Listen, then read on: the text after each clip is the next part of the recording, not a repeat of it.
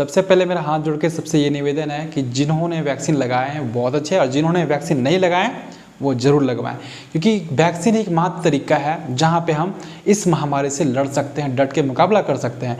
दूसरा कोई तरीका नहीं है। आप देख रहे हैं कोई अल्लाह कोई भगवान काम नहीं करने वाला है। यहाँ पे पनिशमेंट सबको बराबर दे रहा है कोरोना। किसी को पहचान नहीं रहा है कि आप मुस्लिम हैं, आप हिंदू हैं, आपको छोड़ देंगे, नहीं, बराबर मार रहे हैं सबको। लोग जिस तरह मर रहे हैं वो कोई भी ऐसा नहीं है कि सिर्फ एक धर्म और एक जाति के लोग मर रहे हैं, सभी लोग मर रहे हैं, पूरे वर्ल्ड में सभी लोग मर रहे हैं और सभी लोग इफेक्टेड हो रहे हैं इससे, वायरस से। तो इससे बचने के लिए वैक्सीन लगवाएं, और वैक्सीन ही एकमात्र सॉल्यूशन है जहां पे इस चेन को तोड़ सकते हैं। और वैज्ञानिक लोगों का यही मानना है, बड़े बड़े डॉक्टर लोग का ही मानना है कि इस बीमारी, इस महामारी से इस चेन को तोड़ने के लिए जितना से जितना हो सके वैक्सीनेट किया जाए। अगर माना जा रहा है कि अगर 70 से 80% पूरे वर्ल्ड के अगर वैक्सीन ले लेते हैं तो ये बीमारी और ये वायरस अपने आप उनका असर ख़त्म हो जाएगा। और असर जब ख़त्म हो जाएगा तो फिर उनके पास टाइम रहेगा कि इस बीमारी का, इस वायरस का एक अच्छा निचोड़, अच्छा एंटीडोट निकालेंगे और एक अच्छा वैक्सीन निकालेंगे वन टाइम। ये वन टाइम वैक्सीन नहीं है, लेकिन ये इतना ज़रूर है कि आपको ये 7 से 8 महीने तक का टाइम देगा इस वायरस को आपको लड़ने में। इस वायरस को आपके शरीर में, बॉडी में उतना हावी होने नहीं देगा। तो ये आप लोगों के लिए बहुत ज़रूरी है कि वैक्सीन ज़रूर करवाएं, ज़रूर लगवाएं वैक्सीन।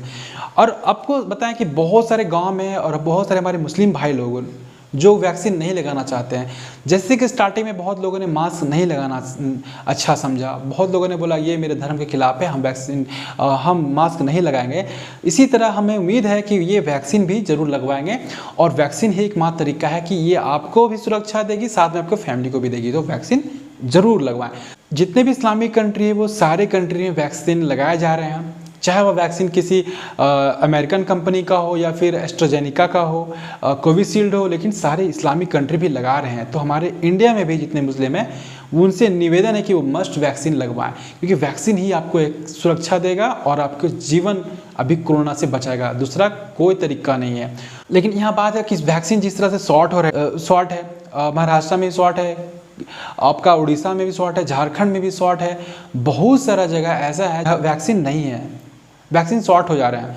तो आज बात करते हैं पूरे वैक्सीन का प्रक्रिया क्या है। तो वैक्सीन मुख्य रूप से 2 है हमारे इंडिया में, कोवैक्सीन और कोविशील्ड। तो जहां कोवैक्सीन एक विवाद में है, उनकी वैक्सीन को WHO ने अभी तक मान्यता नहीं दी है। वैक्सीन अभी हाल में ही देख रहे होंगे, बहुत सारा स्टेट से ये रिपोर्ट आ रहा है, न्यूज़ आ रही होगी कि वहाँ पे इतनी परसेंटेज वेस्ट किए जा रहे हैं वैक्सीन, यहाँ पे इतनी वैक्सीन वेस्ट किए जा रहे हैं। जैसे कि झारखंड, छत्तीसगढ़ और तेलंगाना और मध्य प्रदेश कुछ ऐसे राज्य हैं जहाँ से 4%, 5% के रेशियो से वेस्ट किए जा रहे हैं। अब ये कितने सही है आंकड़े, ये ग्राउंड रिपोर्ट नहीं पता, लेकिन एक रिपोर्ट आ रही है। तो ऐसा मैं बताऊँ कि ये जो वेस्ट का है, तो वेस्ट का मामला मेरे हिसाब से गांव में अभी भी बहुत लोग इसको वैक्सीन को लेने के लिए रेडी नहीं है। और तो वैक्सीन कैसे बुक कराते हैं, कौन से वैक्सीन चूज करने, आपको नीचे लिंक दे दूंगा वीडियो का, वो वीडियो जाए और वहाँ पे आपको पूरा कैसे बुक करते हैं स्लॉट, कौन सा वैक्सीन चाहिए आपको वहाँ मिल जाएगा। अब चलिए शुरुआत करते हैं। वैक्सीन जो है वो लोगों में कन्फ्यूजन कैसे, कौन सी वैक्सीन लेनी चाहिए और इंडिया में सबसे अच्छा वैक्सीन कौन सी होगी।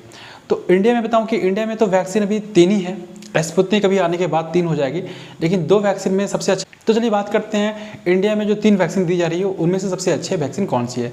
वैसे तो कई वैक्सीन पूरे वर्ल्ड में आ चुकी है, लेकिन उनमें से सबसे जो अच्छी है वो है फाइजर, मॉडर्ना, जॉनसन जॉनसन, उसके बाद स्पुतनिक का नंबर आता है। लेकिन जो फाइजर है, मॉडर्ना है, ये हमारे इंडिया में अभी तक क्यों नहीं आई है, क्योंकि इनके कारण क्या है, मुख्य कारण मैं बताऊं आने की वजह। एक तो मॉडर्ना जॉनसन, एक तो मॉडर्ना और फाइजर बहुत महंगे हैं कंपेयर टू इंडियन जो हमें इंडिया में प्रोवाइड किए जा रहे हैं। कोविशील्ड की जो रेट है वो 300 है, वहीं पे आप कोवैक्सीन का रेट तो 400-400 है। और वहीं आप अगर बात करें फाइजर की, जो कि सबसे अच्छी क्वालिटी की वैक्सीन मानी जाती है, वो इंडिया में नहीं है। और अभी तक आने में उनके टाइम कितने लगेंगे कहना मुश्किल है। उनकी जो रेट है वो 1500 रुपया के आसपास पड़ेगा, GST अलग 5%। और अब ये GST 5%, 3% जो जोड़ देते हैं उसके बाद उसकी वैल्यू और बढ़ जाती है, प्राइस बढ़ जाती है। जैसे रशियन जो स्पुतनिक आ रही है वो 900 कुछ रुपया का आएगी, उसमें 5% GST जोड़ के आपका 900, 1000 के आसपास पड़ेगी आपको। तो जो अच्छी वैक्सीन है वो हमारे इंडिया में क्यों नहीं आ रही है, सवाल यहाँ पे ये है।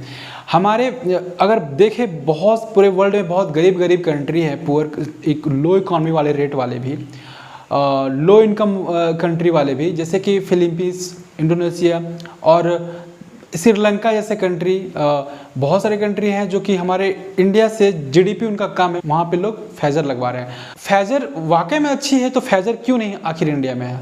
सवाल ये है कि क्यों हम कोविशील्ड और जिसकी मान्यता ही नहीं मिली है कोवैक्सीन को, जिन्होंने जो वैक्सीन इंडिया में कोवैक्सीन दी जा रही है, तो दोस्तों आप लोगों को पता ही होगा कि वो वैक्सीन लगाने के बाद आप पूरे वर्ल्ड के कोई भी कंट्री में नहीं जा सकते, क्योंकि अब ये पैंडेमिक के बाद सब कंट्री ने अपना पासपोर्ट वीज़ा के साथ जो हेल्थ का जो पास रहता है वो दिखाना पड़ेगा आपको, और उसमें आपका टीका जो है कौन से वैक्सीन है वो मैटर करता है।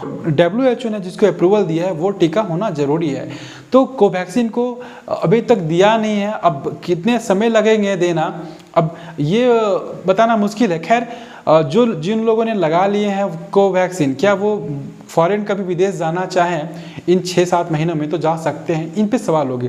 जैसा लगे आप बताएं कमेंट बॉक्स में। तो फटाफट चलिए बात करते हैं हमारे जो कंट्री में दो मुख्य रूप से अभी किए जा रहे हैं प्रोडक्शन वैक्सीन की, वो है एक कोविशील्ड और एक कोवैक्सीन।